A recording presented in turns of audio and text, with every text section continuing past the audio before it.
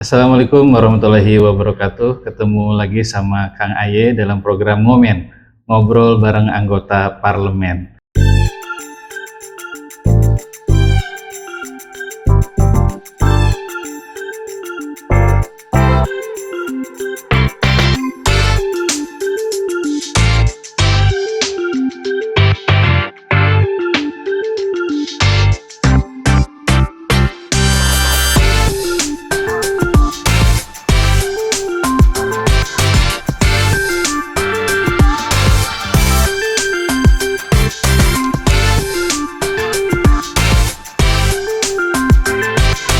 Kali ini tamu kehormatan kita luar biasa, ada Bapak Haji Ahmad Jajuli Abdillah yang saat ini menjabat sebagai Ketua Komisi 1 DPRD Provinsi Banten.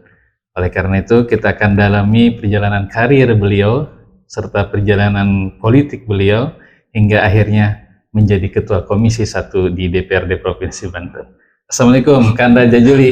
Waalaikumsalam. Dinda dong kalau Kanda. Iya kan. Iya. Tua banget kan. Makasih nih Kanda sudah. Makasih pada momen ya, momen. Ngomen. Ya, ngomen. Ngobrol bareng. Jadi momen ini momen ngomen ya. Momen ngomen. Ada aja ya. Ngobrol bareng anggota parlemen. Ya, makasih Kanda sudah berkenan untuk kita bincang-bincang. Mungkin nanti kita awali dengan banyak yang belum tahu juga nih Kanda kalau perjalanan Kanda ini luar biasa, bahkan sekarang ini dianggapnya sebagai role model para aktivis yang sukses yang hingga duduk sebagai anggota parlemen di DPRD Provinsi Banten. Nah, ini perjalanan Kanda nih dari mulai berorganisasi sampai akhirnya Pak Jajuli lah, sekarang Pak Dewan ini Pak Dewan ini akhirnya menjadi saat ini Ketua Komisi 1 di DPRD Banten. Perjalanan karirnya gimana Kanda, silahkan. Awalnya demonstran ya. Yang orang konsepnya dari situ. Gimana Kanda? Setiap zaman ada orangnya kan? Ya. Dan setiap orang ada zamannya kan gitu. Ya. Terminologi yang keren sekarang disebut itu. Perjumpaan di dunia aktivis tentu di mahasiswa. Pergulatannya kan memang keras ya dan dinamis. Kemudian generasi saya mungkin diuntungkan pada momentum reformasi ya 97-98 itu yang memang menjadi agenda gerakan reformasi yang secara utuh bergulir di semua wilayah, semua kampus saat itu. Dan di masa-masa 98 kan masa-masa transisi, saya mau selesai kuliah tuh. Saya kuliah tapi kita ikut dalam arus gerakan reformasi itu. Kalau di mahasiswa kan biasa organisasi kita.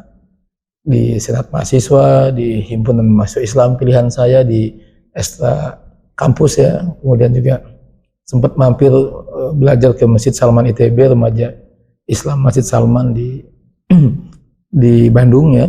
Kemudian ya sempat terus bergerak dan berjalan Pak Ade. Sempat jual-jual buku juga saat mahasiswa gitu kan. Buka-buka lapak, nawar-nawarin ke dosen yang megang mata kuliah, dan artinya akrab juga dengan dunia literasi, dunia buku saat penerbit. Terutama perjumpaan saya dengan penerbit Mijan dan Rosda. Jadi ruang intelektualitas itu memang kayaknya agak terasah di situ, selain di dalam kampus tentunya ya. Nah, ketika di lapangan di 98 kan artinya kita punya basic, punya konten lah, selain orasi-orasi yang memang sering dilakukan oleh para demonstran, tentu narasi-narasi juga kita siapkan gitu. Nah, kemudian pulang 98 gerakan di Senayan ya, di DPR RI dengan bergabung dengan teman-teman, walaupun hanya ya kadang-kadang cuma ikut-ikutan aja teriak gitu ya, tapi kita juga suka membawa juga gerakan mahasiswa juga di wilayah kita ke sana. Dan di situ setelah selesai Soeharto jatuh kan kita pulang kampung ke Ciledug di Tangerang Kota, wilayah yang berbatasan dengan DKI. Jadi belum ada Provinsi Banten saat itu. Nah, kemudian kita iseng juga mahasiswa kan, waduh ini gimana, Soeharto udah runtuh di tingkat pusat ya, di nasional. Kita coba, akhirnya kita menyusun gerakan aksi mahasiswa ke Kota Tangerang, ke Pemda Kota Tangerang. Kota Madia Mas. Iya, Kota Madia masih kota, bahkan sudah Kota Tangerang. Sudah Pak Zakaria Mahmud di situ. Kita dari berbagai kampus yang asli orang Tangerang, kuliah di mana-mana, di ITB, di UI, di IPB, di Trisakti di Jakarta, di UIN, bergabung dengan alma mater masing-masing. Kita bergerak.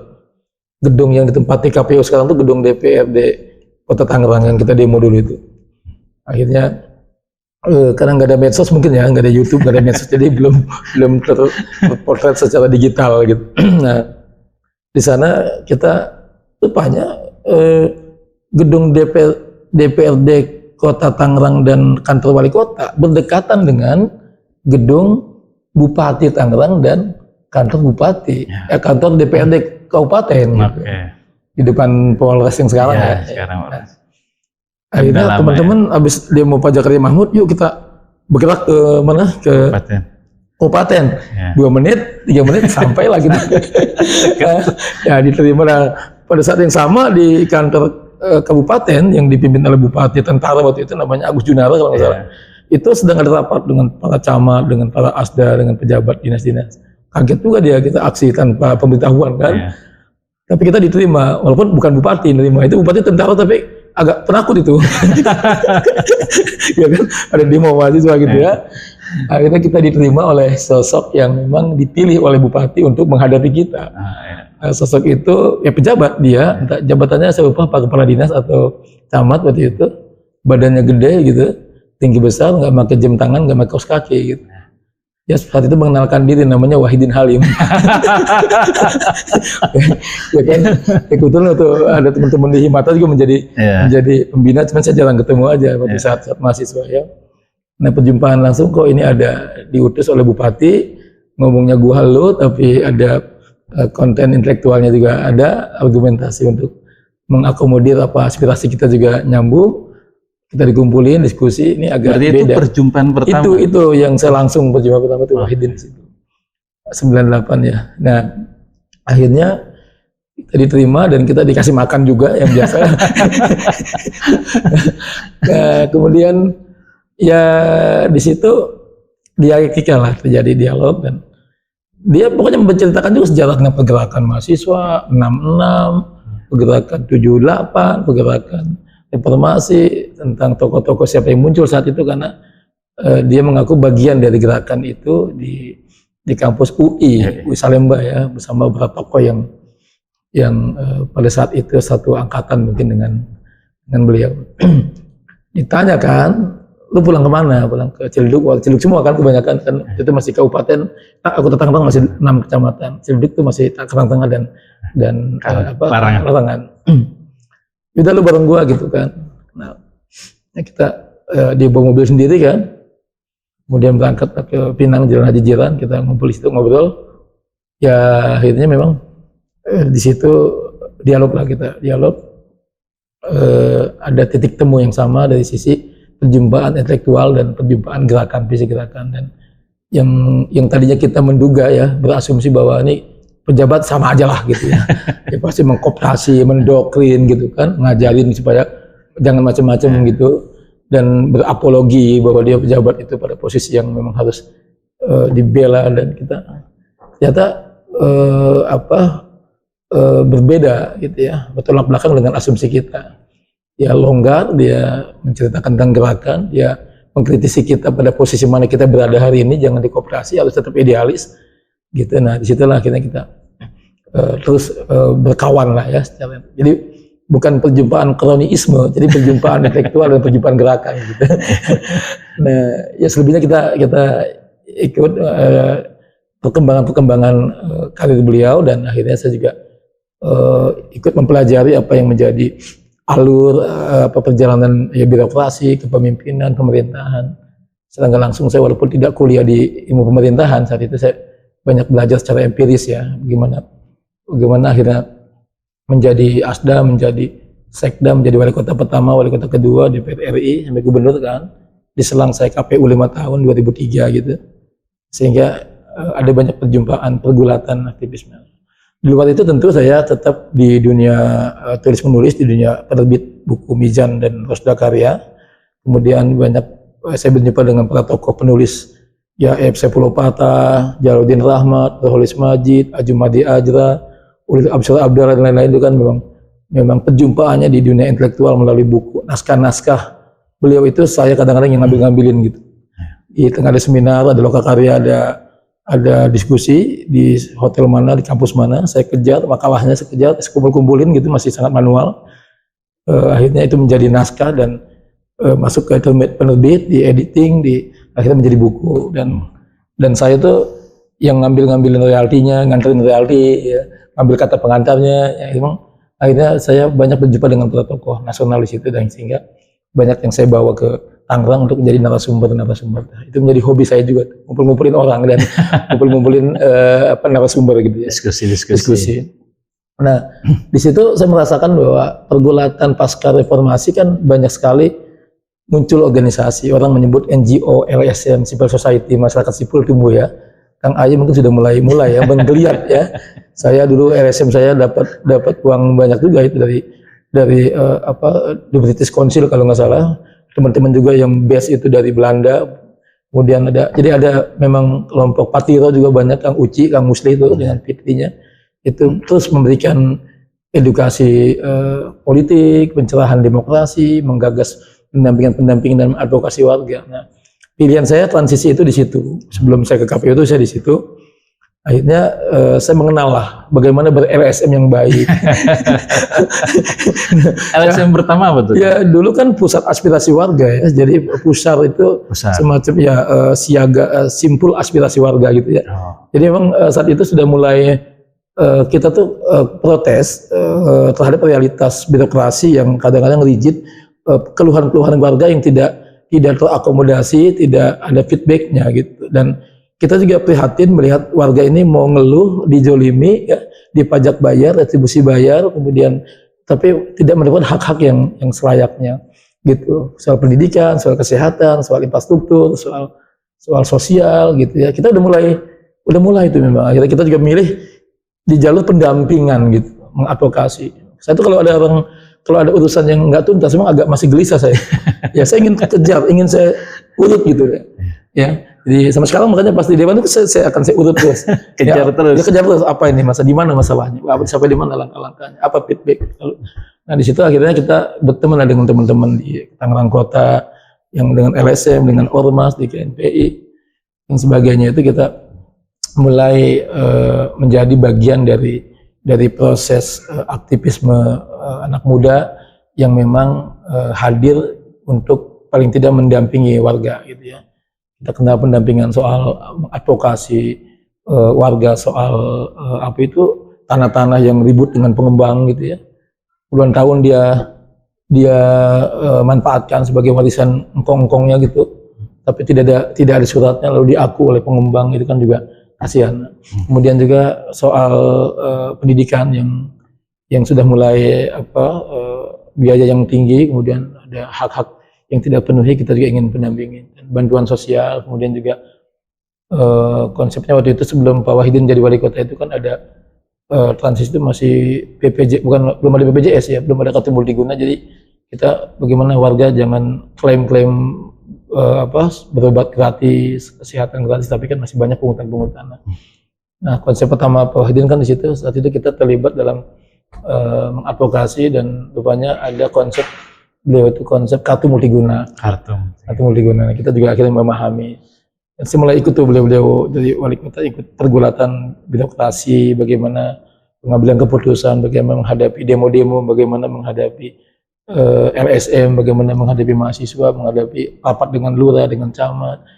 Artinya walaupun nggak sekolah politik, nggak sekolah birokrasi, nggak sekolah ilmu pemerintahan, saya sedikitnya secara empiris punya pengalaman di situ.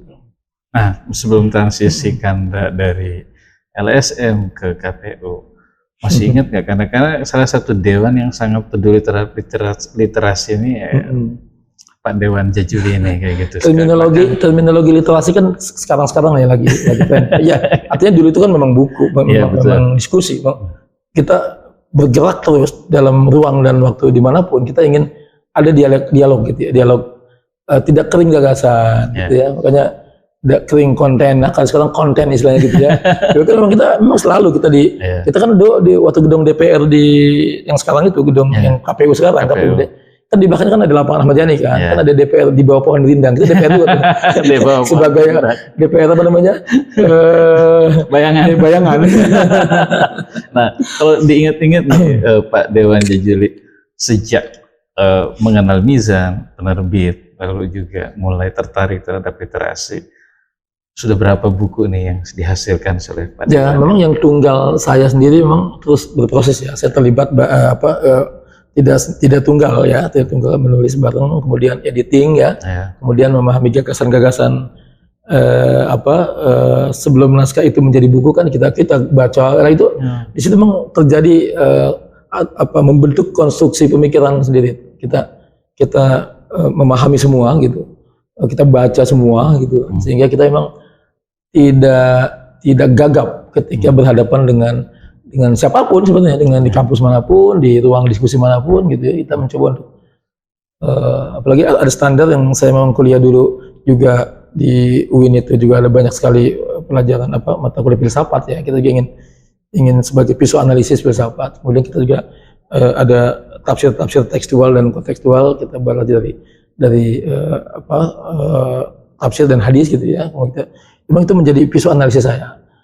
Sehingga kita terus menggali, mengasah apapun kita kaitkan dengan antara teks, konteks, Al-Quran, sumber dasar, hadis, kemudian dengan realitas gitu ya, dengan alam, dengan apa, kita mencoba untuk itu. Dan dulunya saya juga pas kuliah, ini kemana larinya, Usuluddin ini kemana larinya gitu kan. Kalau yang syariah jelas ke Departemen Agama, jadi penghulu, jadi KUA gitu. Kalau yang tarbiyah jadi guru agama, jadi guru ngajar. Nah ini usulnya kemana? Anak filsafat, anak tafsir, hadis, anak perbandingan agama ini kemana gitu ya. Ya ternyata di dunia nyata ternyata lebih bisa eksis, lebih bisa berargumentasi, lebih mampu untuk masuk dalam menjawab persoalan kemasyarakatan. Nah disitulah akhirnya saya disebut di Tangerang itu sebagai orang yang suka bawa-bawa gelar-gelar diskusi tanpa saya memang agak anti proposal saya. Jadi dulu Pak Ade, dan saya gemes banget ya, saya otokritik terhadap kawan-kawan saya yang dikit-dikit proposal itu bukan proposal gagasan, tapi proposal sumbangan. Sejak dulu tuh saya kalau sekarang generasi berikutnya selalu problem itu adalah uang dan selalu ditenteng-tenteng adalah proposal. Itu kadang saya ledek gitu ya. Nggak apa-apa sih dia punya gagasan, tapi kan kalau bisa imbangin antara proposal gagasan sebagai sebuah konstruksi berpikir dan konsep-konsep program kegiatan yang memang diusung gitu, dengan konsep kepembiayaan gitu. Jangan mengedepankan proposalnya gitu. Ya kan, kritik saya kan dulu autokritik ya. Jadi lu gimana mau jadi LSM yang baik dan benar sementara lu nenteng-nenteng minta duit sama Pemda, lu mengkritik Pemda gitu kan. Walaupun hakikat uang APBD kan bukan uang wali kota, bukan uang gubernur, bukan uang pejabat juga, tapi uang rakyat dari retribusi dari pajak. Tapi disitulah ada problem yang saya sampaikan, menggelikan, tapi saya kritik sampaikan ke teman-teman generasi berikutnya. Generasi keberapa sekarang? Ada generasi berapa nih? Sebagai aktivis agar menjaga integritas. Integritas itu penting, integritas penting. Saya di KPU 5 tahun, nggak ada yang ngomongin misalnya ini uang siapa gitu ya, partai mana atau tarik mana itu. Alhamdulillah kita clear gitu ya, dan teman-teman tahulah itu, dan kita memang harus diimbangi dengan konsep mindset hidup kita seperti apa. Kita mau mewah, mau kaya, mau numpuk harta, mau apa, itu aja prinsip pertama tuh. Sehingga kita juga jangan terlalu imbang-imbang aja gitu. Nah, orang menyebut kita sama sekarang orang yang wise, sederhana, bang, itu kan hak orang menilai, tapi kita mengalir aja. Ngalir tidak juga harus punya, kan tergantung kembali ke kita masing-masing. Kita punya konsep hidup seperti apa, sehingga kita harus tidak harus gopo-gopo mencari atau benda, atau gopo-gopo mencari jabatan gitu kan. Pak Dewan Jajuli ini mungkin salah satu dewan yang unik. Kalau orang-orang mungkin ketemu konstituen di kafe, di warung, di hotel. Nah, kalau ini Pak Dewan ini senangnya kalau ketemu konstituen di perpustakaan, di rumah baca. Sudah berapa sih rumah baca yang udah dibina sama Pak Dewan? Asbabun nuzulnya, kronologisnya itu kan kita migrasi dari manual ke digital, dari buku yang hard copy, buku cetak ke e-book dan sebagainya. Ini kan juga seiring dengan perkembangan teknologi ya, di era disrupsi yang Nabi Muhammad bilang bahwa antum a'lamu bi umuri dunyakum gitu. Jadi urusan teknologi, urusan informasi, urusan hal-hal yang perkembangan dunia modern, ya kan, soal digitalisasi, soal Facebook, soal medsos, soal TikTok, soal Snacker, soal segala macam ini kita nih podcast begini. Ini kan gejalanya Nabi udah menduga bahwa akan maju dunia ini dan harus siap gitu. Tapi kita gagap, Pak. Bang Ayah.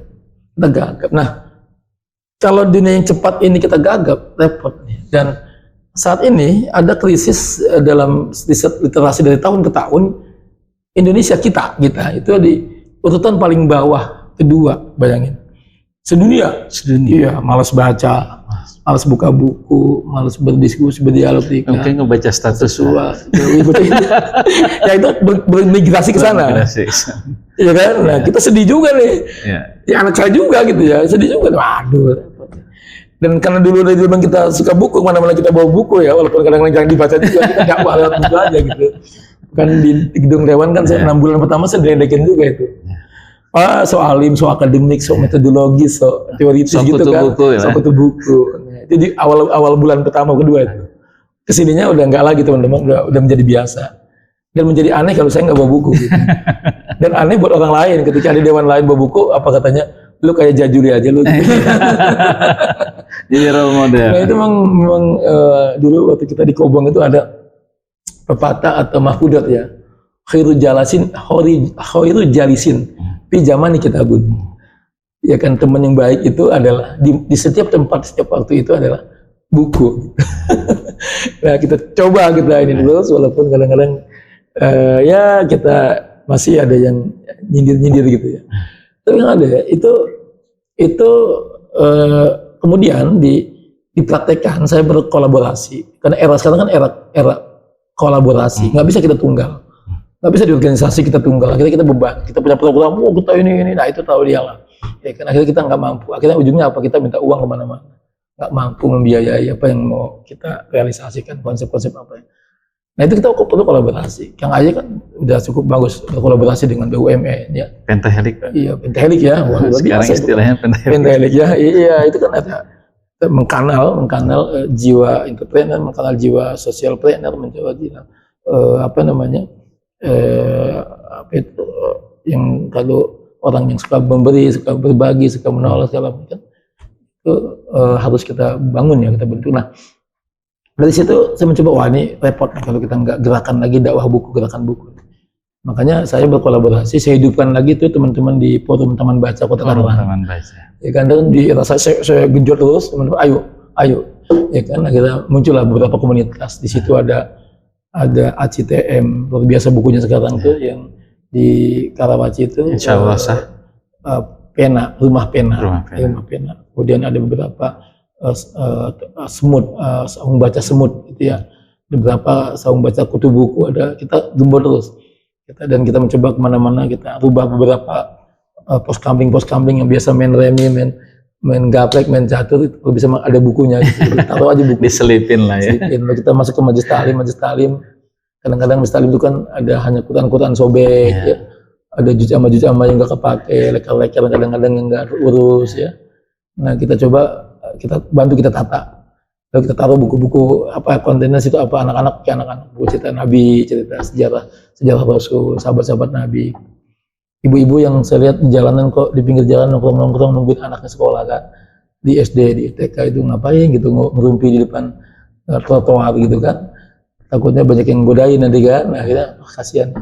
Dulu awal-awal saya bikin rak buku ya, di rak jalan gitu ya. Nah, akhirnya sekarang yang didik saya udahlah ini bukunya buku apa, jangan buku filsafat kan, jangan buku politik, jangan buku apa tuh, buku bunga, merangkai bunga, buku masakan, apa itu namanya? Yang mulai dicerna ya. Fashion, style, kuliner, style, otomotif, gitu. Ya ada kayak gitu. Jadi kita coba yang sesuai dengan hobi dia. Terus anak-anak muda yang apa nih? Ya itu tadi otomotif. Nah, kafe ada buku tentang kopi, manfaat kopi atau bagaimana membangun jejaring kafe-kafe yang untuk tempat-tempat ngopi itu kan, apalagi milenial sekarang kan, gimana repot kalau kita dakwain buku dong, repot mereka nggak dibaca sama mereka itu, ya kan, sering dilempar sama dia. Apa ini kita sediakan ruang, misalnya kafe buku misalnya gitu ya kita. Jadi jangan biasakan di kafe-kafe itu. Nah saya mulai nih bergeser diskusi-diskusi yang tadinya di ruangan itu kita mau geser tetap di kafe tapi tetap buku gitu. Apalagi saya sama Bang Gayat tuh, Bang Ilyas ya. Yeah. Ayo Bang, kita pokoknya nggak apa-apa, kita musik dulu selingan. Akhirnya kita buku apa yang kemudian. Saya juga di ICMI ya, di teman-teman ICMI itu selalu acara itu. Nggak pernah kita bikin proposal minta uang, tapi kita launching siapa yang punya karya launching. Bahkan kemarin sebulan yang lalu 4 Oktober ya, HUT Banten yang ke-23. Iya. Saya mencoba berontak juga itu. Di paripurna, setelah paripurna saya berlari ke ruangan saya memang sudah punya konsep mendadak untuk memberikan kado terbaik buat Banten 23 tahun jadi provinsi. Apa? Saya kumpulkan para penulis buku asli orang Banten, asli Putra Banten, yang produknya juga sudah beredar di mana-mana. Kemudian saya kumpulkan, dia senang sekali, saya inbox lewat salah Facebook. Satunya ini. Ini bukan kebetulan. Salah ada tuh saya tulisan buku Syekh Asnawi, saya Ahmad Khotib itu Ratu di Jemaah Oman tuh bagus. Saya kenalnya di Facebook tuh. Saya inbox dia, nih bagus nih orang, tapi nggak ada yang lirik gitu, nggak ada yang bantuin nyetakin bukunya. Akhirnya saya panggil, saya dihadirkan, dia punya buku baru tentang Syekh Asnawi Caringin tuh. Ternyata banyak sekali buku-bukunya tentang Syekh Ahmad Khotib, dia nulis lagi tentang Syekh Nawawi Al-Bantani ya. Kedua ada Ahmad Fadil namanya, dia dosen di UIN Banten, dia filsafat, S1-nya filsafat di Al-Azhar Kairo Mesir, S2-nya filsafat UI humaniora, dan dia dosen terbaik yang ngalir aja, nggak macam-macam gitu, nggak neko-neko aja. Nah akhirnya dia berontak juga keluar dari kampus, tetap dia ngajar sebagai dosen, tapi dia bikin sekolah filsafat, sekolah filsafat Aperus namanya, dia ngaji, menafsirkan buku-buku, menerjemahkan buku-buku Averroes, buku-buku Ibnu Rus, Ibnu Sina, Immanuel Kant, Socrates, Aristoteles, ya kan. Descartes dia mengkaji itu. Ya kan, namanya Ahmad Fadil. Nah, dia punya sekolah filsafat Averroes. Tapi dia lebih kepada prinsip bahwa filsafat yang baik ujungnya ke agama. Jadi memperkuat fondasi agama, bukan justru menjauhkan kita dari agama. Nah, makanya dia Ibnu Rus ya, terutama itu kemarin. Nah, dia karena ada terjemahan bukunya, akhirnya saya hadirkan di ruangan Komisi 1 tanpa proposal, itu kegiatan kado. Jadi refleksi para penulis pas paripurna ya kan, yang lain lagi musik-musik tuh. Dan makan panggung setelah paripurna ya. Nah, kemudian di situ juga ada penulis, ketua Forum Silaturahmi Dokter Indonesia Banten, Dr. Soleh Hapudin, itu kawan saya. Dia menulis 10 buku. Nah, salah satu bukunya saya bikin tentang mindset, digital mindset, behavior. Jadi tentang perubahan mindset kita di era disrupsi ya, tentang pendidikan, konsep pembelajaran sebagainya di era 4.0 itu kita hadirkan di situ. Satu lagi Kang Agus Sutisna, itu KPU karir, KPU di Lebak, di provinsi gitu ya, mau sekian 20 tahun, 25 tahun beliau di KPU, nggak pernah mengorbitkan buku. Akhirnya akumulasi dia tentang demokrasi menggeliat terus dalam batinnya sehingga ditulis Lika-Liku Demokrasi gitu ya, Jalan Terjal atau Lika-Liku Demokrasi, punya ada bukunya. Lalu saya orbitkan juga di situ, saya launching di situ dengan penulis lain ya. Nah, ada wartawan dan lain-lain. Nah, inilah kado terbaik Banten di usia 23 tahun Provinsi Banten. Kita ngasih nih penulis-penulis Banten ini punya inovasi, punya lebih realistis dan tidak seremonial. Ya memang kita berlari dari itu Kang Ade. Saya banyak mengkritik dengan menggunakan terminologi teori autotomi itu. Ya saya ulang-ulang, mungkin teman-teman yang banyak mendengar agak bosan.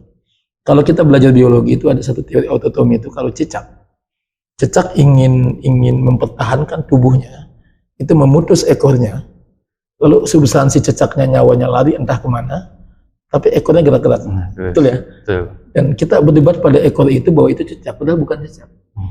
Energi, biaya, waktu, keringat kita, berdarah-darah kita berdebat pada ekor yang bergerak-gerak itu. Ya kan? Di organisasi, di kampus, di legislatif, di eksekutif, dimanapun, apalagi di ormas, OKP, civil society. Padahal cicaknya udah kemana? Itu entah kemana. Yang dicari kebanyakan bukan hakikat, bukan esensi. Yang gerak-geraknya mana? Yang gerak-gerak itu berdebat di situ.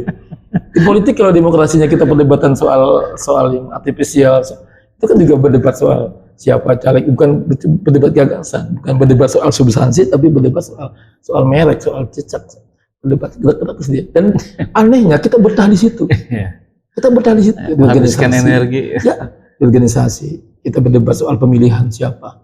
Ya kan, tempatnya biaya mahal, di hotel, di puncak, ya di pantai atau di mana penginapan kita bayar segala macam. Selesai pemilihan, ribut lagi soal kepengurusan. Selesai kepengurusan, ribut lagi soal pelantikan. Tebal proposalnya pelantikannya. Menjahit baju, korek, apa itu, seragam, kebesaran, jaket, ya kan. Lalu, eksistensinya? Ya itulah, ya itu kan masih ekor cicak gitu ya. Lalu kita selesai itu kita proposal lagi tebal, ngapain? Ini rapat kerja. Uang lagi. Setelah rapat kerja kita audiensi ketemu A, B, C, D, dinas A, dinas B, ketemu pejabat A, pejabat B. Begitu aja berputar itu. Ya kan? Ketemu dengan pejabat 2 jam yang diomongin soal struktur. Kami ketua Pak, ini wakil ketua 1, 2, 3 sampai 40 tuh ketua. Kami ini jaket kami Pak, ya kan. Kadang-kadang ngabisin waktu juga. Kan? Nah, kesininya problem apa? Nggak punya kantor. Ya kan, nggak punya mesin ketik, nggak punya komputer, nggak punya sekretariat. Ya kan, kesana bikin proposal lagi, warawiri lagi untuk itu. Misalnya di era digital sekarang, di era office itu udah home office, udah digital office, udah transaksi sudah elektronik. Buat apa juga kantor yang fisik itu, yang gopo-gopo kita harus cari uang banyak-banyak. Gitu kan, merek-merek kita udah mulai online, udah mulai pakai daring, udah mulai pakai transaksi-transaksi yang cepat. Gitu. Apa juga kita berpikir yang masih manual gitu. Nah ini tantangan civil society kita. Kalau kita bilang civil society adalah organisasi ya ormas, ya OKP, ya mungkin juga di eksekutif, perdebatan soal anggaran, soal regulasi, soal aturan kan, soal absensi, soal administratif, soal merek, itu kan ekor cicak banget gitu. Di legislatif kadang-kadang ada juga gitu ya, perdebatan yang berlarut-larut yang tidak substantif tapi hanya ikut cicak. Dimanapun gitu. Nggak tahu di MK sekarang ya, MK dan sebagainya. Yang kita khawatirkan itu ekor cicak saja. Hakikat, esensi, substansi, nyawanya lari entah kemana kita nggak boleh tahu. Demokrasi kita ributin adalah soal spanduk, soal atribut, soal merek, soal siapa, bukan soal apa, soal program, soal isi, soal apa. Yang rutin begitu aja 5 tahun, duit habis, administratif, kemudian ada bendera, ada TPS di situ, ada gaji, ada KPPS, ada macam-macam, berputar begitu Pak. Terus Pak, ada pelantikan lagi, ada itu aja. Nah hakikatnya apa misalnya? Hakikatnya ada kesejahteraan, hakikatnya ada pendidikan politik, hakikatnya adalah pencerahan pemilih, hakikatnya adalah bagaimana meminimalisir money politik, uang. Hakikatnya adalah bagaimana kita berdemokrasi tanpa oligarki. Hakikatnya adalah kita bagaimana mengurangi peran-peran penguasaan dinasti politik. Nah, kan hakikatnya itu. Lalu ujungnya adalah kesejahteraan. Makanya ada satu riset, bahkan sampai saat ini tidak ada satu riset pun, Pak. Ini mungkin dikritik kalau memang salah. Tidak ada kaitannya antara demokrasi dan kesejahteraan, Pak. Kecuali masa-masa mengkait-kaitkan, boleh silakan. Ini ada kaitannya dengan pemilu yang miliaran triliunan ini, yang setelah itu selesai demokrasi tanggal 14 Februari, kemudian otomatis rakyat akan sejahtera, yang miskin jadi kaya, yang susah jadi sejahtera, yang nganggur jadi kerja, gitu. Itu perlu pembuktian Pak, baik secara teoritis, secara empirik, ya, menggunakan metode yang macam-macam. Silakan Pak, diuji Pak. Nggak ada kaitan antara perhelatan demokrasi yang seremonial ini, ya, kami pun di legislatif sebagai bagian dari kontestasi politik ya, saya terutama, ya kan. Nah, memang terjadi Pak Ade, terjadi. Saya diingatkan teman-teman, awas Bang, ini dunia bukan dunia saya katanya, tapi saya belajar. Saya tidak pernah membayangkan Pak Aye ketika dulu saya dengan dunia buku, dunia intelektual, dunia kampus, dunia gerakan, dunia masyarakat, pendamping-pendamping dengan Kang Uci, dengan Pak Tiro, dengan Pusar, dengan Siaga, dengan Bang Jandi, dengan teman-teman yang lain di kampus, ya kan? Saya nggak membayangkan bahwa itu adalah investasi sosial yang satu saat 2019 saya nyalon, ternyata ketika saya hadir di masyarakat, nah ini Jajuli yang dulu ya, jadi itu investasi sosial juga. Dan pertaruhan saya kan ada saat itu, Kang Aye. Kalau saya gagal, pertaruhan buat aktivis juga. Sebagai orang yang memang dibesarkan dunia aktivis, dan teman-teman saya juga banyak ekspektasi ke saya, mereka akan bilang begini, Bang Jajuli aja gagal, apalagi kita, gitu. Yang sudah berkolaborasi sejak lama dengan dunia aktivis. Membuat pesimis. Ya, makanya kita ujian betul tuh mantan KPU. Ya kemudian juga mantan aktivis, kita mendampingi warga, mengadvokasi warga. Kita berteman, berkolaborasi dengan pola kepemimpinannya Wahidin Halim selama 2 periode di Kota Tampak. Nah, kemudian juga kita pengalaman-pengalamannya sebagai bagian dari tim sukses atau relawan penjaringan, kita berhadapan dengan masyarakat, dengan publik, dengan pemilih, dengan warga yang beragam kepentingan, beragam kepala, beragam isi kepalanya dan isi kantongnya Dan isi dengan berbagai permintaannya, Pak. Yes.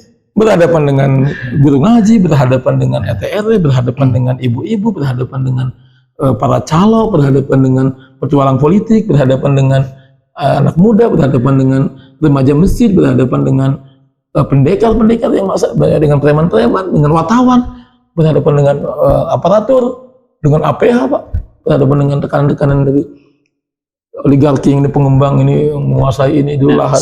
Sebelum akhirnya terpilih. Nah, iya itu kan apa pergulatannya situ, Pak.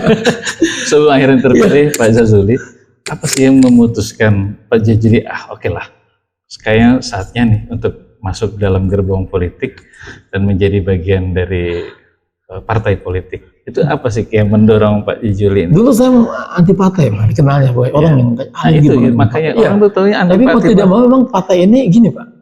Dulu kita kritik KNPI sebagai organisasi pemuda yang mengkooptasi, mengklaim bahwa dia satu-satunya wadah berhimpun, KNPI, Pak. Sehingga dosa dia mencalonkan Soeharto 98, saya bilang saya termasuk orang yang mengkritik KNPI, minta maaf loh, atau bubarkan. Ternyata KNPI sudah dibubarin, Pak. Ya kan, tetap eksis sampai sekarang KNPI. Kalau ada partai baru, masih tetap eksis. Nah, politik, Pak, partai politik itu kita sebenci apapun, ternyata partai politik sebagai nyawa, sebagai piranti, sebagai pilar, fondasi demokrasi. Dia memproduksi kebijakan, dia memproduksi kader, dia memproduksi pemimpin, dia memproduksi wakil rakyat, dia memproduksi. Coba bayangin, Pak. Bercandanya saya kalau di sini kumpul ada pimpinan partai politik, ada Megawati saat itu, ada SBY, ya, ada Abu Rizal Bakri, ada nongkrong ngopi, Pak. Negara ditentukan oleh dia, Pak. Dengan dia di-refer itu kebijakannya kepada para anak buahnya di DPR RI. Kebijakan apa yang nggak bisa dirubah, yang nggak bisa diterapkan? Nah, biasanya pergulatan memilah dan memilih ayo untuk menjadi terjun di partai politik. Kalau dengan teman-teman sepertinya biasa, Pak. Tapi dengan keluarga ada nggak nih tantangan? Ada, itu kan saya tataran yang idealis ya, tataran yang praktisnya kan begini. Jadi ada seorang kiai ceramah, dia bilang begini, negeri ini rusak, kata dia. Pemerintahan ini rusak, bukan karena banyaknya orang baik, tapi ada banyak orang baik yang pasif, orang baik yang diam, dan ada banyak orang baik masuk dalam zona politik praktis elektoral pemilihan, kalah, Pak. Kenapa? Karena demokrasi yang kita pilih sebagai sistem politik hari ini bukan tanpa cacat, Pak. Ini ada semacam cacat bawaan, kalau bahasa saya itu. Sejak lahir udah cacat. Sejak kita pilih menjadi sistem politik kita, ini udah cacat. Apa cacatnya? Dia lebih berorientasi kepada angka-angka pemilihan statistik suara terbanyak gitu. Jadi dia yang terbanyak suaranya dalam perhelatan demokrasi, walaupun maling dia jadi, dan itu sah. Tapi orang baik banyak, dia masuk ke ruang demokrasi, dia bertarung, dipilihnya suaranya sedikit, dia gagal. Banyak orang baik gagal, banyak orang jahat berhasil gitu. Tapi itu memang sah dalam demokrasi ketika pilihan itu. Nah, kedua, dia melahirkan oligarki.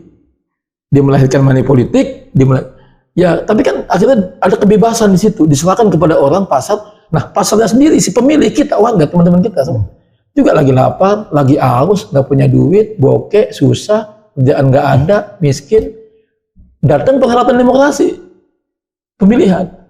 Nah, pasti kan dianggap momen ini adalah menjawab kebutuhan dia. Nah, di satu sisi kelompok civil society tidak mendidik warga untuk kritis, untuk cerdas, ya kan, untuk dalam pemilihan. Akhirnya diganggu oleh kelompok yang memang pragmatis, kelompok pragmatis material, ya kan. Nah ini pertarungannya di sini, Pak, sebenarnya, Pak. Nah, ada orang yang ini bilang, si oligarki bilang, si orang yang beli, ya kalau emang saya nggak dianggap nggak baik, ya jangan pilih saya. Tapi lu buang-buang duit di belakang, karena lu orang kaya gitu. Gue pengen mendidik masyarakat supaya cerdas, kritis, bener, milih orang karena program, karena track record, karena isi. Tapi lu mau buang-buang duit karena lu milih karena duit. Ini kan pertarungannya di situ, Pak. Yang kita lakukan sampai hari ini itu, Pak. Nah, ini saya tantang juga tuh. Pilihannya ke Demokrat, partai, dan di transisi itu masuk, dan saya mencoba untuk keluar dari zona gimana caranya nih pertaruhan ini. Ya kita investasi sosial kita ini, kita coba ujian nih, jangan sampai nanti teman-teman saya berasumsi, waduh ini Bang Jajuli yang udah aktivis banget, yang kesana kemari, warawiri kesana kemari, nggak ada yang milih, ya kan? Apalagi kita, nah takutnya ngeluh gitu ya, pertaruhan nih Pak aktivis Pak, takutnya teman-teman nggak mau jadi aktivis Pak, ngapain jadi aktivis, nggak ada harganya, nggak dibalas jasa, jadi dewannya kalah, iya dewannya kalah, nggak ada yang milih, ternyata warga yang dibela soal BPJS, soal bansos, soal advokasi anggaran, soal advokasi rumah yang digusur, soal advokasi apa, yang kita bela keseharian itu, yang kita advokasi kecerdasan, sekolahnya segala macam pendidikannya, ternyata nggak ada terima kasihnya tuh, gitu ya. Beli apa ya, kita nggak milih kita gitu kan. Nah di situ ada problem ternyata dimanapun Pak Aye, Kang Aye, kita masuk, kalau kita orang yang memang punya basic sedikitnya berpendidikan, perlu ilmu Pak. Turunannya apa? Strategi Pak. Jadi kita kembali ke agama lagi nih, bahwa apapun kita, untuk menuju apapun perlu ilmu. Dengan ilmu. Man arada dunya fa'alaihi bil ilmi. Kita ingin urusan dunia dengan ilmu. Wa man aradal akhirat fa'alaihi bil ilmi. Kalau lu mau urusan akhirat dengan ilmu. Wa man aradahuma, dan lu mau dua-duanya, ingin meraih dua-duanya bil ilmi, dengan ilmu. Kan gitu. Wa kullu man bi ghairi ilmin yu'malu gitu. Amaluhu mardudatun la tuqbalu. Kalau setiap orang yang tanpa ilmu berikhtiar melakukan sesuatu, itu akan tolak, akan mardut. Nah, ini akan masuk ke substansi tugas Pak Dewan nih, di Komisi 1. Sampai nih Dewan ya. Dia dengan ilmu nyampe. Dengan ya kan, ya, ada strategi, ada survei, ada propaganda, ada kampanye, kan ada konten, akhirnya menyampaikan saya ke gedung Dewan. Kan gitu. Nah, yang menarik adalah Pak Dewan Jajuli ini adalah para pemilihnya kebanyakan adalah emak-emak, dan para pecinta Pak Jajuli ini adalah emak-emak. Nah, kira-kira Pak Dewan nih, ini terkenal banget tuh. Kalau Pak Jajuli itu kalau udah sama emak-emak tuh ada yang nyubit di fotonya. Bisa aja. Pokoknya pecinta. Ini Pak Jajuli dibayang dicintai emak-emak nih. Nah, di perjalanan Pak Jajuli sebagai Komisi 1 nih, emak-emak masih pasti banyak dong yang ngerong-ngerong nih. Aspirasi ya kan. Kira-kira apa nih yang sudah dilakukan Pak Jajuli di Komisi 1 atau di Dewan lah, ya, untuk memperjuangkan emak-emak? Bukan soal emak-emaknya ya, soal segmen ya, yes. Segmen. Memang kalau bicara tren itu, apalagi tren dakwah, tren perjumpaan pergumulan orang manusia, jamaah, itu kan memang emak-emak. Apalagi di musim Maulid, di musim momentum PHBI segala macam tuh, di mana ada titik pertemuan di lapangan senam, di tempat pengajian, di mana itu memang emak-emak. Kedua, memang mama ini magnet dia kalau sudah masuk ke hatinya, dan kalau dia bilang udah suka, ya dia akan pertahankan kesukaannya. Dan begitu pun sebaliknya, kalau dia nggak suka, ya dia akan tinggalkan yang dia nggak suka. Dan kalau kita mampu berdialog, masuk apa yang menjadi chemistry-nya, kita akan terus dibela. Orang menduga bahwa abang boros bang, emak-emak bang, boros maunya jalan-jalan mulu bang. Bang itu nanti maunya gonta-ganti seragam aja bang. Apa bang? Maunya saya masuknya selawan, tapi ada konten. Kalau memang itu menjadi arus deras perubahan sosial masyarakat, mindset, kultur, budaya, perilaku, akhlak, agama, etika, moral, anak-anak segala macam. Surga dibuat telapak kaki emak, kaki ibu. Maka sesungguhnya ini potensi untuk pengembangan apapun, bukan hanya politik, tapi juga dakwah, Pak. Jadi harus secara komprehensif. Sampai ada istilah majlis taklim mana yang belum pernah didatengin Pak Jajuli. Ya, memang satu, kita punya basic, setidaknya kita kan punya basic, ada sedikitnya yang nyangkut ilmu-ilmu seperti kobong ya. Kedua, kita memang punya chemistry untuk bisa terus membangun ruang dialog yang kata Nabi misalnya gini, khotibun nasa ala qadri ukulihim, berbicaralah kamu sesuai dengan kadar intelektual audien gitu. Ya kita jangan sombong-sombong juga gitu. Makanya Saya bukan pura-pura kepencitraan. Kok nggak pakai kaos kaki Jajuli, kok nggak pakai dasi, nggak pakai jas, jarang pakai safari. Ya memang bawaan aja, nggak bergaya-gaya juga enggak. Tapi di paripurna saya nanti jas pakai. Tapi kalau kesalahan itu menjadi berbeda dengan lainnya. Enggak juga asal beda, enggak. Jadi memang mengalir aja. Saya nggak mau diatur soal baju, saya nggak mau diatur soal yang birokratis yang terlalu ini. Dan dimanapun kita harus ada konten, harus ada narasi positif dan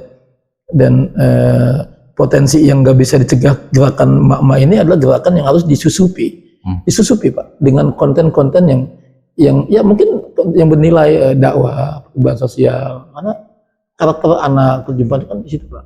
Masih ada yang ganjel nggak nih Pak Dewan? Ada yang diperjuangkan untuk emak-emak tapi masih ada yang belum beres. Saya memang ini Pak, misalnya gini, itu kalau pengajian, itu juga saya sindir juga. Ibu rajin banget ngaji, dengerin ceramah, nggak bosen Bu, nggak bosen ceramah, dengerin mulut. Mengapa? Lalu apa? Ngaji kuping. Ya apa anunya, efeknya terhadap perilaku? Naikkah iman ibu? Akan semakin baikkah akhlak ibu? Ya kan? Akan semakin arifkah ibu dengan suami masih suka galak, suka bentak-bentak suami? Kalau ngaji mulu, bentak-bentak suami mulu, ngaji apa? Lalu kita belain juga mereka. Habis Pak, suami kan kadang-kadang beras habis nggak dibeliin, utang banyak nggak dibeliin, pendaringan kosong nggak dibeliin, SPP anak nggak dibayarin. Tapi bagian merokok ada aja. Gitu ya. Kita masuk, kita bela dia. Oh, ibu saya bela. Dan kita memang kita sadarkan dia bahwa ke depan ibu, yang generasi ibu cetak ke depan sangat penting. Saya nggak akan bawa uang untuk minta dipilih oleh ibu. Mulai nih. Waduh, kayaknya nggak punya uang nih. Nggak. Saya minta doain aja. Kayaknya dewan jalur afirmasi nih. saya doain aja. Saya doain aja. Tapi saya nggak miskin-miskin banget. Walaupun toh saya pulang dari sini ngasih sesuatu buat ibu, catat ibu, itu nggak ada kaitannya dengan saya minta dipilih oleh ibu. Nggak ada. Saya di kampus ngajar filsafat politik, Pak. Saya menjadi bagian di ISMI, sekolah demokrasi, sekolah politik. Saya menjadi bagian yang terus menggerakkan teman-teman saya untuk terus mengedukasi masyarakat.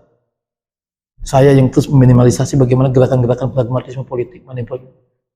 Masa saya mempraktekkan itu?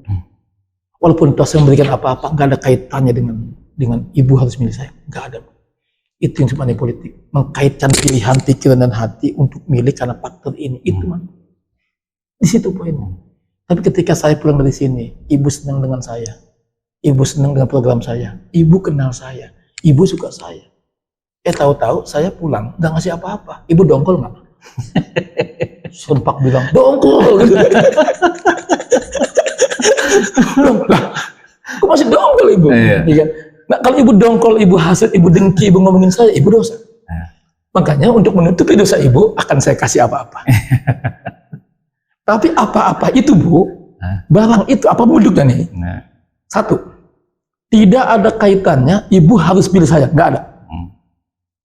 Dua, ya, baik yang dukung saya, yang milih saya, yang akan menjadi konsultan saya, yang simpati sama saya, dan simpati, ambil aja.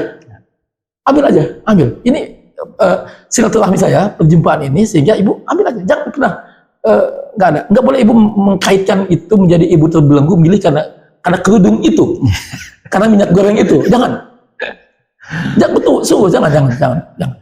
Ini paling tidak untuk menutupi kedongkolan ibu aja. Jangan sampai ibu ngomongin saya di belakang.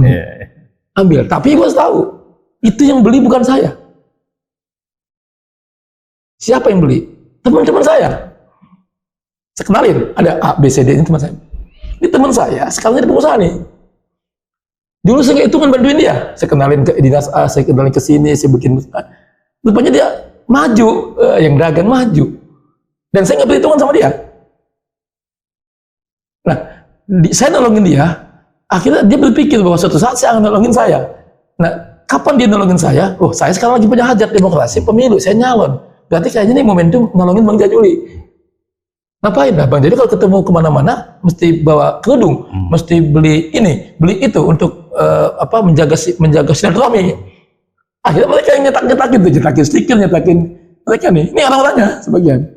Itu. Nah jadi ibu ambil aja. Jadi ibu jangan berpikiran saya ngasih apa-apa lalu ibu berpandangan saya uangnya banyak. Sehingga ibu melihat saya seperti gudang uang. Jangan begitu. Ini kita sama-sama aja kasih. Dan yang paling penting adalah konten ini, ada konten dakwahnya, ada konten edukasi politik. Ini tidak ada kaitannya dengan ilmu saya. Dan saya nggak akan dongkol, nggak akan kesel, nggak akan mangkel, nggak akan hasut, nggak akan dengki sama ibu kalau ibu ngambil itu, tamu ibu. Ini saya belajar juga, belajar. Bukannya teori ngomong doang, enggak. Ini belajar saya.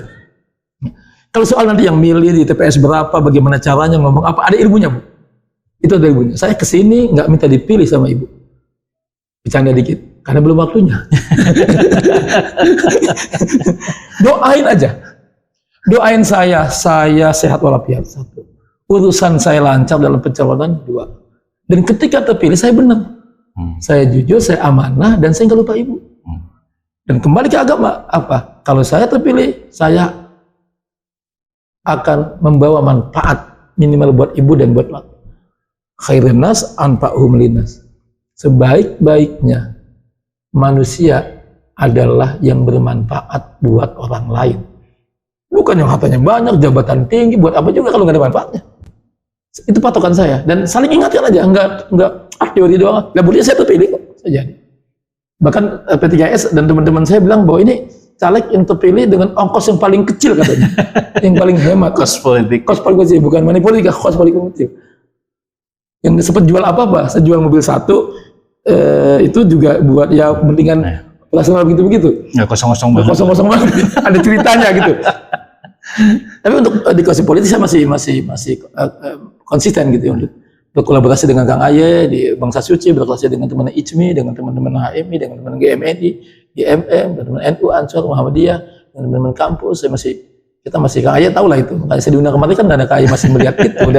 Dan tahun lalu saya ujuk-ujuk Kang Aye memberikan semacam apa itu? Award dari teman-teman media sosial dan kan juga mungkin ada bukan ujuk-ujuk kan.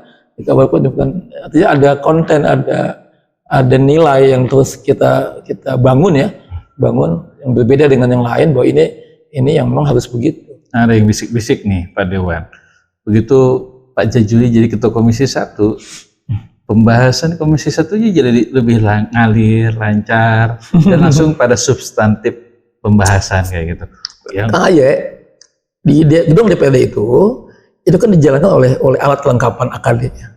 5 komisi, ada Banggar yang lain, ada Bapemperda dan ada Bang Ang. Nah, di komisi ada 5, komisi 1, 2, 3, 4, 5. Komisi 1 saya ketuanya, bidang pemerintahan, kepegawaian, aparatur, kepemiluan, pertanahan, informasi. mitra kerjanya siapa ya? Ya kan? Mitra kerjanya paling banyak Pak, 23 mitra kerja. Dinasnya semua biro itu dari 7 biro, 5 biro dengan saya. Dari biro umum, biro admin, biro organisasi, biro pemerintahan, biro kesla. Itu dengan kita. Nah dinasnya itu dinas kepegawaian BKD, inspektorat, Kominfo, Kesbangpol, kemudian Satpol PP, kemudian perizinan Mas Pak, dan lain-lain. Itu di situ. Nah lembaga PTK dengan siapa? Yang sekarang lagi aktual kan, lagi sibuk KPU, Bawaslu, kita yang panggil, kita yang undang, kita yang diskusi, kita minta pertanggungjawaban mereka, kita minta laporan kerja mereka. Soal data pemilih, soal tahapan, soal anggaran, kita kemarin 2 hari yang lalu baru tanda tangan NPHD.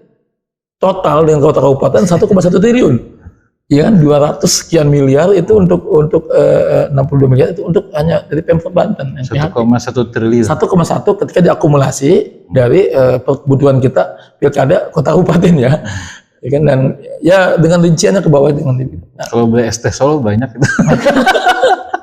ya kebutuhan itu artinya passion saya di situ Pak. Pilihan sejak awal saya milih Komisi 1. Ada perubahan enggak? Saya milih Komisi 1. Walaupun orang menyebut di situ komisi air mata, bukan mata air. Yang bilang panijar ya. Nah, itu komisi 1. Komisi 2 bidang ekonomi, Bapak ada LH, ada pertanian, ada kelautan. 3 Pak Faisal, pertama Pak Iip itu ya, Iip Makmur PKS. Saya jadi Demokrat di komisi 1 ketua, dan komisi 3 itu Pak Faisal dari Golkar. Pak Faisal itu tentang keuangan, pendapatan, ya pariwisata di situ. Keempat Pak Nijar, ya, sahabatnya Pak Ade. Nah itu Pak Nijar itu komisi 4. Nah itu Itu infrastruktur, PU di situ, Perkim di situ, LH di situ, Dishub, ya. Bapeda juga masuk. Nah, yang terakhir Komisi 5. Komisi 5 itu Pak Jeremy PDIP. Nah, itu tentang Dinsos, tentang Kes lah. Pendidikan kesehatan di situ, ya kan? PPDB di situ. PPDB di situ.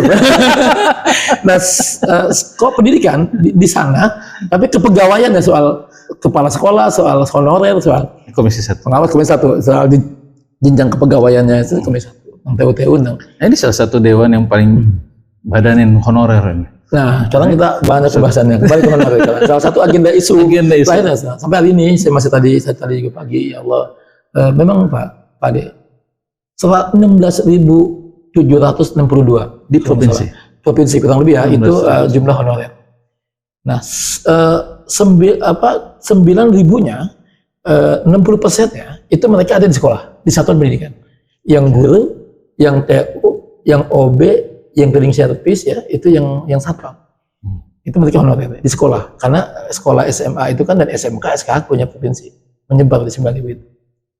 Nah, selebihnya itu yang sekitar 7.000 itu di dinas OPD gitu ya. Di struktural dan ada beberapa fungsional yang di rumah sakit, yang di mana-mana. Gitu. Nah, mereka pun kategorinya banyak. Kategorinya itu ada yang mereka Pak Ade 2006 kalau nggak salah dulu ada pengangkatan PNS tanpa tes dari honorer, ingat nggak? Iya. Semuanya diangkat Pak Ade. Wah, ada yang jadi camat sekarang, ada yang jadi kepala dinas, ada yang jadi kepala sekolah. Tanpa berkah banget tuh zaman SBY presidennya di Kota Tangerang Pak Wahidin Halim wali kotanya. Ya. Nah itu tanpa tes PNS.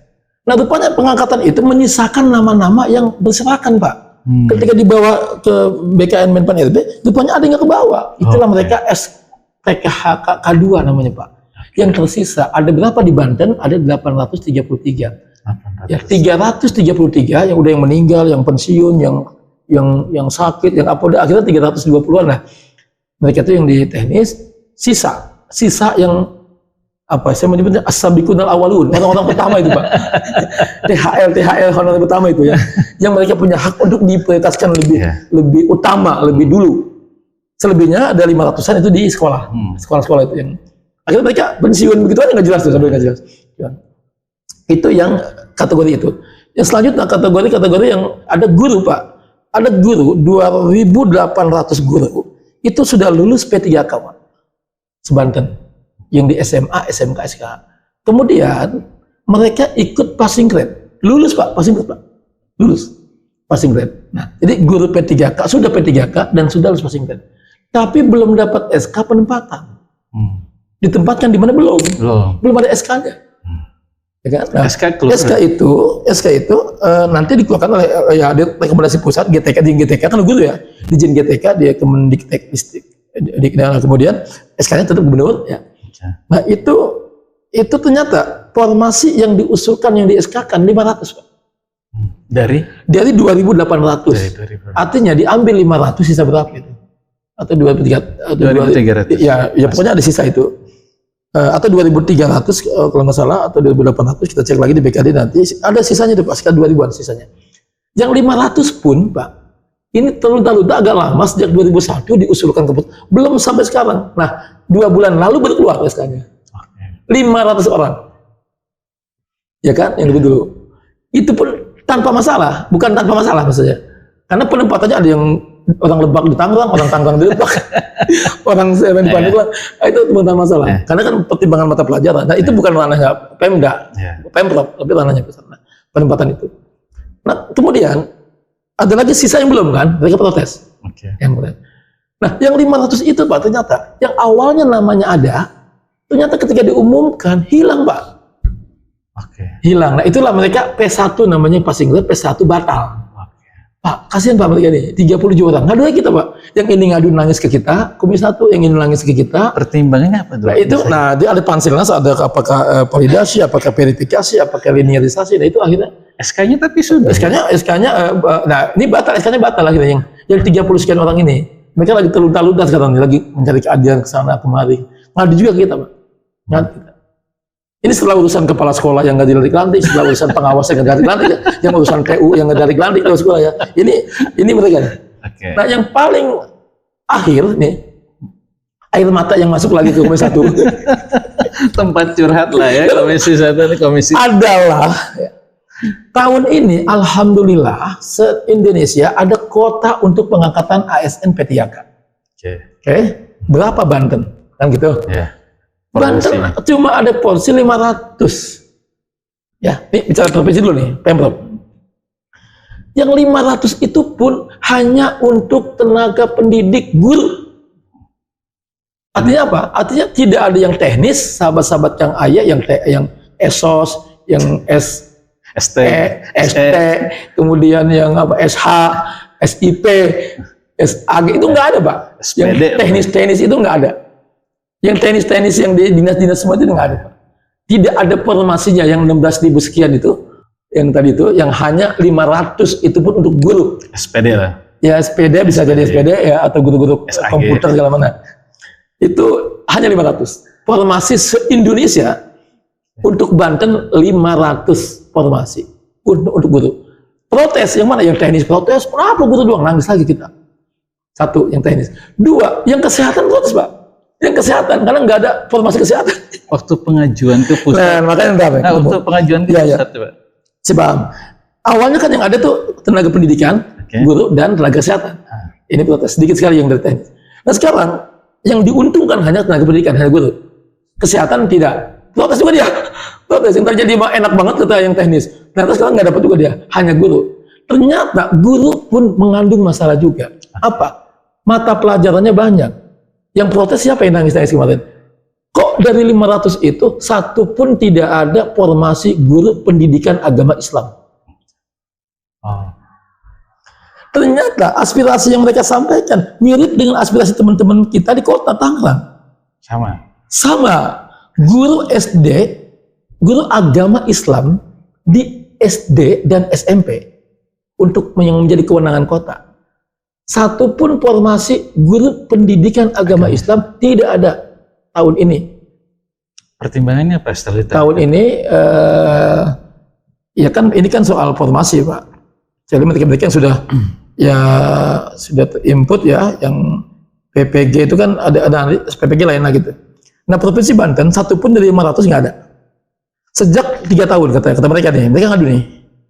Satu kepa ada supaya kita dihargai gitu kan. Ya, satu aja ada nggak juga. Yang ada fisika, biologi, matematika, fisika, biologi, matematika. Itu. Pertimbangannya ya karena kebutuhan. Mungkin dianalisa oleh pemerintah daerah ini kebutuhannya adalah ini. Bisa saja begitu. Bisa saja begitu. Nah sekarang kita soal nasib guru PAI. Ya, guru PAI. Yang ngajarin anak kita 3 jam 1 minggu di sekolah umum. Jadi kalau bicara guru agama, mereka memang dilahirkan oleh Kementerian Agama, Pak. Ya, Kang aja ya. Mereka senang, wih, gua dilahirkan oleh agama bapak gua. Tapi kita ngajar di SD, SMP, SMA, SMK. Gua punya bapak lagi gubernur, Dindik, dinas. Kata dia, kalau kita punya 2 bapak, bisa minta 2 ongkos nih. Ya kan gitu. Ternyata realitasnya sebaliknya, Pak. Kesini dianggap sudah lepas, kesini dianggap masih anak sini. Kata mereka, dalam pengaduan mereka nih. Nah, kita sisir itu ternyata mana yang menjadi kewenangan dinas, mana yang menjadi kewenangan agama. Mereka memang dilahirkan oleh Kementerian Agama, tapi mengabdinya di dinas, di sekolah SD, SMP, SMA, SMK sekarang. Kan gitu. Nah, apa problemnya? Satu, formasinya tidak ada yang tahun ini P3K. Yang lain ada. Kenapa ada? Kalau mengusulkan, Pak. Jadi pertanyaan kaya adalah, kenapa tidak ada? Ya saya bolak-balik ke atas, jangan dilempar lagi mereka ke sana, Pak. Kenapa? Karena itu nggak diusulkan. Oke? Karena nggak diusulkan. Kenapa nggak diusulkan? Mungkin analisa datanya, analisa telah segala macam. Dibuka saja datanya. Jangan guru kita diombang-ambing. Ada paguyuban guru agama, ada asosiasi guru agama pendidikan, ada asosiasi guru pendidikan agama Islam Indonesia, provinsi, kota, kabupaten. Dibuka saja. You mengusulkan nggak tahun 2021? Mana surat yang mengusulkan? Mana dari dinasnya? Mana dari BKD-nya, BPSDM-nya? Mana dari wali kota, dari gubernurnya? Mana? Diusulkan ke sana. Ya kalau nggak ada usulannya nggak mungkin ada dari sananya, Pak. Ya kan? Nah kenapa tidak? Nah ini kan perlu ketemu, perlu musyawarah. Ya kan? Akhirnya mereka aspirasinya pengen diakomodir ke depan. Itu pertama. Kedua, mereka perlu PPG. PPG itu program pendidikan profesi guru. Ya kan? Karena untuk menuju sertifikasi. Walaupun mereka nggak PNS, mereka ada dong sertifikasinya dong. Ya sertifikasi yang bayar Kementerian Agama boleh, ada uangnya di Kementerian Agama. Tapi bagaimana mungkin mereka mau sertifikasi kalau belum PPG? Nah PPG itu kan yang ngadain siapa? Nah yang ngadain Pemda, yang ngadain dinas. Nah pakai uang juga, gitu. Sekali aja dinas anggarin provinsi atau kota kabupaten, maka kesananya sertifikasi oleh si Kementerian Agama. Itu belum selesai Pak, protes lagi mereka soal in-passing. Mereka bukan PNS, mereka pengen disetarakan jabatan seperti PNS gitu. Tapi mereka yang pretest, yang sudah tes, jadi mereka sudah sertifikasi, mereka ingin juga. Jadi jenjang-jenjang itu diperhatikan Pak, cara kita peduli terhadap mereka. Ya kan jangan sampai isu bahwa penghapusan kurikulum agama menjadi benar ini dimulai dengan cara itu. Ini kita harus kita bantah juga. Jangan sampai itu terjadi Pak. Karena moralitas, akhlak, etika, agama ini kan juga sangat jangan-jangan mereka nanti semangatnya menjadi berkurang mengajar. Jadi dari keseluruhan air mata ini rupanya persoalannya adalah tidak diusulkan. Ya, dan tidak. Pada saat itu Pak Jajili belum menjadi ketua komisi 1. Pengusulannya belum, tapi kan kita kan juga memang paduan sekarang kita sisir gitu ya, apa sih problemnya. Karena kan mereka kan Dindik, BKD dan kebijakan kan. Kalau kebijakan kan udah pimpinan politik, selalu begitu. Mungkin BKD sudah ya sudah Pak, mungkin Dindik udah sudah Pak. Nah itu kan kita ingatkan, kita kan mengingatkan, bukan kita minta atau mohon-mohon, ini bukanlah. Apakah faktor fiskal pajaknya, apakah faktor kebutuhan, apakah faktor duit yang nggak ada buat gaji, apakah faktor apa? Bukan. Jadi air mata itu isu-isu yang sekarang sedang sedang membuka langkah untuk solutif untuk hal. Ya kita sudah bersurat, sudah mengingatkan, sudah, dan anggaran juga siapkan, kemudian juga asal PJ juga mengajukan, mengakomodir mereka. Untuk ke depan ya guru agama tolong diperhatikan, kemudian juga PPG-nya dilaksanakan, uangnya disiapkan, kemudian sertifikasi Depak juga tolong siapkan, ya kan? Depak juga tolong di anak-anak Anda ini yang di umum ini diperhatikan, bukan madrasah ya, yang di umum, jadi anak-anak Menteri Agama, anak Kementerian Agama yang ada di sekolah itu, kemudian juga yang Menteri Agama, Kementerian Agama, Pendidikan Agama, guru agama juga jangan merasa satu-satunya karena ada banyak mata pelajaran lain juga di situ. Ya kan, ya mereka sih nggak, hanya 830 sebanten katanya, ya kan. Kemudian juga di Kota Tangerang ada berapa yang belum, gitu. Nah ini memang yang terus kita ini. Karena kan kita kalau aspirasi nggak ngelihat kota, kabupaten, provinsi atau pusat, Pak. Tetap mereka kan kita nggak fair dong ketika mereka datang. Oh bukan urusan saya, itu urusan kota. Bukan urusan saya, itu dewan kota. Kan juga nggak fair. Masyarakat jangan diajak berdebat soal itu. Kita distribusi saja kemana. Ya ini data ini kesini. Ya kan kita kan ke Menpan RB, kita ke BKN, Komisi 10, Komisi 8 Pak, ke Depak RI, ke mana lagi, ke KKSN segala macam lah kita sisir semua ke sana. Di mana sebenarnya ini masalahnya? Itu memang kebiasaan kita dulu. Jadi kelihatannya gaya itu, karakter itu berbekas betul ke saya sampai hari ini. Sih kita mumpung saya punya kewenangan dan punya pulpen, punya ini ya, rekomendasikan ayo kita sisir terus kita. Gitu. Karena kan untuk menyelesaikan masalah kan harus bersama-sama Pak. Itulah salah satu bagian yang memang menjadi agenda isu strategis di Komisi 1 bidang pemerintahan yang menangani soal kepegawaian, soal aparatur, soal manusia. Itu yang soal manusia kan beragam Pak. Soal honorer Pak, tahu nggak? Senjata saya satu ini bukan soal status, ini soal kemanusiaan Pak. Soal kemanusiaan, soal kesejahteraan mereka, soal kemanusiaan. Satu orang honorer itu menghidupi 4 nyawa di rumahnya. Dengan SMA 1,9 juta pendapatan gaji sebulan, dengan sarjana 2,2,5 juta, S2 2,1. Maka sebagian mereka pun banyak kategorinya, ada yang memang sekedar status saja, jadi honorer gitu, pendapatannya banyak, warisan banyak, duitnya banyak, ada. Tapi memang selebihnya adalah memang betul-betul butuh pencaharian. Hargailah pengabdian mereka dengan sekarang kan isu lagi dengan perubahan undang-undang ASN kan. Undang-Undang nomor 20 tahun 2023 pengganti Undang-Undang nomor 5 tahun 2014 tentang pasal 131A yang kaitan dengan honorer yang diangkat menjadi PNS otomatis. Yang seperti apa itu lagi ditunggu sekarang. Ya, peraturan pemerintahnya lagi ditunggu. Semoga ini menjadi angin segar ya. Soal penghapusan kita udah clear, kita Banten sangat paling depan kemarin untuk jangan ada penghapusan. Akhirnya ditunda penghapusan sampai Desember tahun 2024. Nah, bagaimana nasib ke depan 2024? Nah, teman-teman lagi sebagian lagi gelisah nih. Apa gue yang akan dihapus? Nah ini perlu penataan. Jadi, tapi clear untuk tahun ini sama sekali tidak ada honorer yang dihapus. Jadi clear. Mereka tetap yang Banten, walaupun mereka yang tidak input ke BKN, tapi mereka tetap terinjek di database BKD Banten. Ini yang kita minta jaminan. Saya maju ke depan ke BKD dan Pak PJ agar mereka jaminan. Pak PJ respon, artinya mereka tidak akan dipecat. Apalagi yang OB, supir, cleaning service, yang jaga keamanan kantor, mereka yang bekerja Pak. Staf-staf administrasi yang honorer, yang lama-lama 11 tahun, 12 tahun, 13 tahun, sampai 19, 20 tahun ada Pak. Ada yang dikira pensiun juga ada Pak.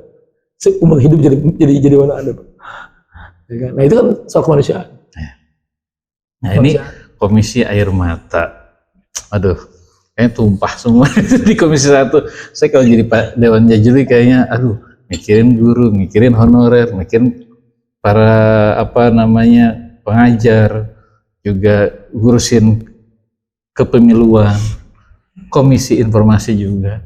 Ngebaginya gimana sih Pak?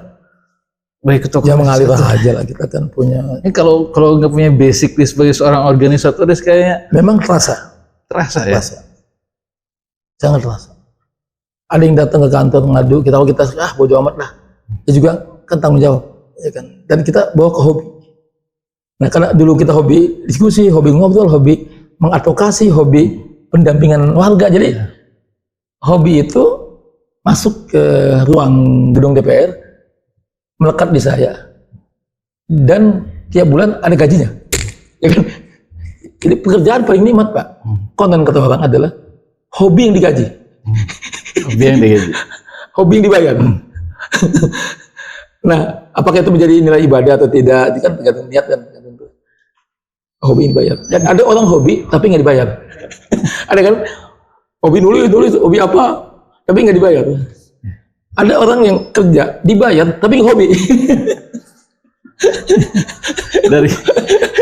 Dari 24 jam dalam sehari Pak Jajuli ini hampir 14 jamnya dalam diskusi gitu. Ya memang kita bergumul dengan masyarakat. Saya ingin saya ingin mematahkan asumsi tradisi bahwa momentum menjelang pemilu ini seolah stigmanya dibangun bahwa harus banyak uang, harus banyak menyentuh masyarakat diukur. Saya nggak mau merendahkan masyarakat, warga, mengukur mereka selalu dengan uang. Saya ingin memuliakan mereka, Pak. Saya ingin memuliakan mereka. Karena mereka tidak ternilai. Iya. Apalagi mereka kan memang hari ini kan ada hasil, kan nanti kita ajarkan mereka bahwa sampai doanya pun saya ajarkan Pak di bilik suara. Apa tuh? Bapak Ibu kan harus nanya, harus tahu apa sih milih. Bapak Ibu kan menyerahkan mandat kekuasaan Bapak Ibu, mandatori ini kedaulatan di bilik suara 1 menit itu. Ketika menyerahkan kepada orang yang di dalam bilik suara itu penyerahan mandat itu. Jadi kalau ibu menyerahkan mandat orang yang ibu nggak kenal sekedar karena faktor materi, faktor sembako, faktor itu apa namanya? Ya kan?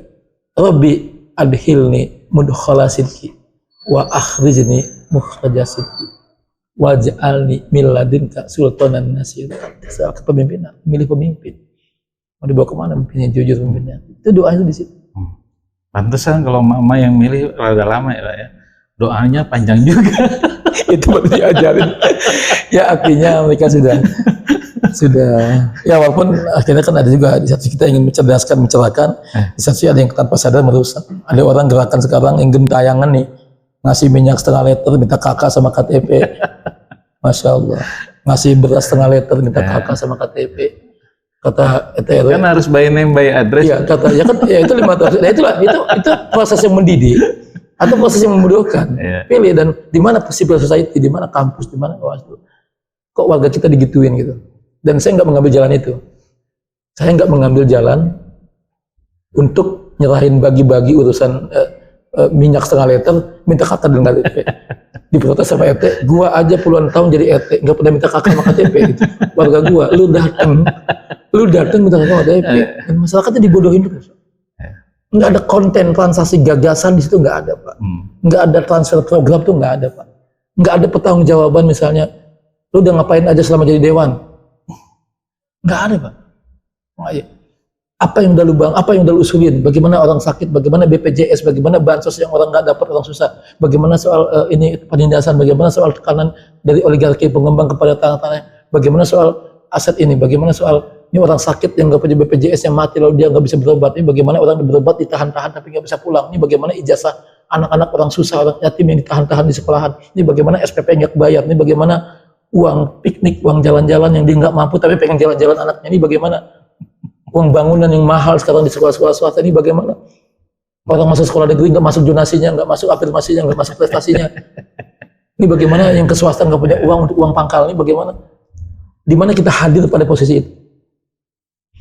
Ini bagaimana bis taklim yang gentengnya bocor, bagaimana yang karpetnya pada bolong-bolong, bagaimana yang lekalnya jelek, ukurannya pada sobek, yang pelangnya juga jelek di situ. Ini bagaimana? Yang sampai mereka dieksploitasi 5 tahun sekali datang, yuk dukung saya, dukung saya, dukung saya. Tapi pola pembinaan yang ada. Ketika kita berjalan ke arah itu, di sisi yang lain ada orang yang bergerak yang berbeda. Ketika kita ingin menggerakkan milenial, pemilih pemula hari ini, Pak Aye, tahun ini lulusan SMA SMK punya KTP menjadi pemilih dihadapkan pada demokrasi elektoral tanggal 14 Februari yang kudu nyoblos. Apakah Pak Aye ikhlas? Kita ikhlas mereka menjadi generasi pragmatis yang tertular dari kebiasaan yang pendahulunya milih karena uang, milih karena coba. Kita rela di generasi sekarang yang kelas SMA kelas 3 sekarang udah punya. Masa mereka dirusak mindsetnya dengan praktek-praktek Main di akhir. ayo kumpul, Praktek-praktek pulang ongkos main di akhir, ya kan? Disuruh, ini di mana posisi kita gitu? Ini jelang-jelang ketemu Bohir ini. Nah, kita menjadi yang membenarkan praktek itu atau menonton membiarkan saja. Kan yang tadi saya bilang bahwa banyak orang baik diam. Iya. Jadi di mana posisi kita? Kita menjadi bagian yang ikut larut, ikut apain Bang Jajuli, warawiri. Menyapa warga, buka rumah aspirasi, pendampingan, mengadvokasi warga. Kadang-kadang gak ada manfaatnya Bang, di ujung nanti gua siram, pada pindah ke gua semua misalnya. Di sini yang kita ingin membangun relasi langsung dengan publik dan masyarakat, hubungan. Dia ngapain? Nyinyir sama kita gitu. Nyinyir ngapain lo? Udah di ujung kalau nggak pakai duit hilang, gitu kan? Coba. Dan dia, nah itulah yang berbeda saya dengan beberapa yang berbeda dengan saya. Saya nggak mengambil jalan yang mereka ambil. Dalam hati saya begini, oh berarti lo yang rusak pemilih dengan duit lo ini. Oh berarti lo nih yang selama ini kasih asupan supaya warga jadi mata duitan, jadi pragmatis, jadi hedonis, jadi lo ini. Itu jalan yang nggak saya ambil. Dibalas lagi, Kang Aye. Apa katanya? Abis kalau nggak begitu Bang, kita sakit hati Bang. Kebaikan kita kasih. Apapun kita ladenin, kita datang, kita sapa, kita sentuh, kita bela, kita bantu. Ujungnya nggak milik kita Bang. Sakit hati Bang di sini. Dua yang berbeda dengan saya. Anda selalu mengkaitkan kebaikan yang Anda kasih dengan milih. Ketika nih orang nggak milih, sakit hati. Nah itu yang berbeda saya. Muncul narasi yang nggak sewajarnya. Wah sial nih orang pengkhianat nih. Kesel. Awas ya udah. Nah itu yang kita. Banyak tuh yang selesai pemilu ada yang sound systemnya diambil lagi, karpetnya diambil lagi. Jangan jauh-jauh ada tetangga kita. Tetangga kita 2014 ada Pak. Dan saya datengin orangnya. Sama Kang Aye kan bilang gitu. Anda benar itu begini benar Bang. Ya kita pulang dah Pak. Ngapain lagi sih kita? Itu prinsip. Mungkin orang ada yang juga nyinyir, ada apa kan biasa.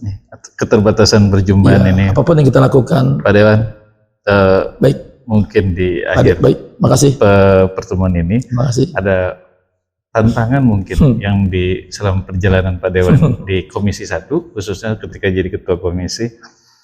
Terus harapannya apa nih ke depan? Masih ada sisa waktu? Kita pemerintahan itu Pak De, duit ada, uang ada, dana ada, anggaran ada. 1, 2, regulasi juga itu cukup ya? Cukup. Ya, artinya kita tuh bisa kita kelola lah. Regulasi juga sempurna lah. Kita ada omnibus law, kita simplifikasi, malah kita simpel-simpelkan kan. Banyak banget aturan Pak. Apain lagi? Ketika SDM ada Pak, pintar-pintar orang Banten Pak. Ya masalahnya itu pintar orang Banten yang lulusan luar negeri, yang lulusan Belanda, jadi Prancis, lulusan pesantren segala banyak. Ya masalahnya di mana? 1, mindset. 2, kultur. Mindset malas, mindset bangun kesiangan, mindset nggak disiplin, mindset manja, mindset baperan, mindset koruptif, mindset anak siapa, buah babak siapa, gua yang bawa siapa, gua punya backup, punya backing, malas nggak ada urusan, gua punya uang, punya orang gede. Nah, itu mindset ke depan digitalisasi kita nggak mampu untuk hadapan dengan dunia itu. Disrupsi mindset, masa bodoh. Amin. Kedua kultur budaya malas, budaya koruptif, budaya nggak apel pagi, budaya ya kan, biasa budaya halo, mendiamkan, membiarkan, budaya diam, budaya. Lawan kita itu Pak. Lawan kita itu. Duit ada, aturan ada, apa tadi SDM manusianya ada. Orang baik masuk dalam sistem yang rusak, ikut rusak Pak, ada teorinya tuh. Ya kan? Dan orang yang rusak masuk dalam sistem yang baik akan ke bawah baik. Tapi semua itu nggak lepas dari leader, kepemimpinan. Nah, kepemimpinan nggak jauh dari hati dan pikiran. Apa yang ada dalam isi pikiran si pemimpin, si presiden, si gubernur, si wali kota, apa yang ada di sini? Kalau isinya adanya memperkaya diri, numpuk harta, jabatan, buat anak, buat adik, buat keluarga, buat apa? Ya, pikiran itulah yang diterjemahkan nanti dari hati ke pikiran, maka dari ucapan, maka jadi tindakan, ada tindakan. Kalau sama guru ngaji nggak peduli, sama amil nggak peduli, sama malbot nggak peduli, sama aktivis nggak peduli, sama pengangguran nggak peduli, sama remaja masjid nggak peduli, sama majelis taklim nggak peduli, sama ustazah yang insentif nggak peduli. Lah, jadi kalau ketika ada penaikan insentif merasa ini buat apa? Nanti proyek kita ini. Lah, emang duit siapa? Sama guru agama nggak peduli, sama guru-guru honor nggak peduli. Lah, emang jadi jangan seperti kita mau naikin insentif tapi kayak keberatan, terkesan kayak duit kita diambil gitu. Lah, emang duit siapa? Kan dimulai pembinaan terus jalan. RT RW menangis, guru ngaji menangis, marbot juga butuh tambahan, kader-kader di lapangan juga posyandu segala macam butuh support, guru honor juga butuh ini, belasan tahun mereka mengabdi, butuh status dan kesejahteraan mereka, aktivis butuh fasilitas macam-macam, ya kan, di fasilitas, ya, nah itu konsep hati, ya, dan itu hanya bisa paling tidak teorinya ada Pak, kepada orang pemimpin yang pernah mengalami pergulatan sosial, pergulatan yang keras, yang pernah ngerasain susah. Bukan pemimpin yang lahir di atas emas tadi. Pas lahir karangan bunganya banyak. Belakang Ali kan di Bali ya. Lahir langsung pakainya. Itu aja lah kita kembali ke ini aja. Kita nggak selamanya hidup, nggak selamanya punya jabatan, nggak selamanya kita bisa eksis, bisa sehat. Makanya apa sih itu ya? Khairin nas anfa'uhum linnas. Setiap orang ada masanya, setiap masa ada orangnya. Ya udah wayahnya nanti juga aja. Baik, makasih teman-teman ngobrol bareng anggota parlemen ini luar biasa perbincangan kita nih dengan Pak Dewan Jajuli yang penuh inspiratif dan salah satu peraih Tangerang Post Award. Oh ya, apa Pak? Iya. Terima kasih. Anggota Dewan yang aspiratif dan tadi sudah dijelaskan semua. Salah satunya para pecinta mama nih luar biasa. Kalau udah ketemu Pak Jajuli, fotonya rebutan, cubit-cubitan. Makasih sekali lagi. Terima kasih Pak Jajuli sudah berkenan dan mudah-mudahan kita bisa bertemu lagi dalam perjumpaan lainnya. Assalamualaikum warahmatullahi wabarakatuh. Waalaikumsalam warahmatullahi wabarakatuh.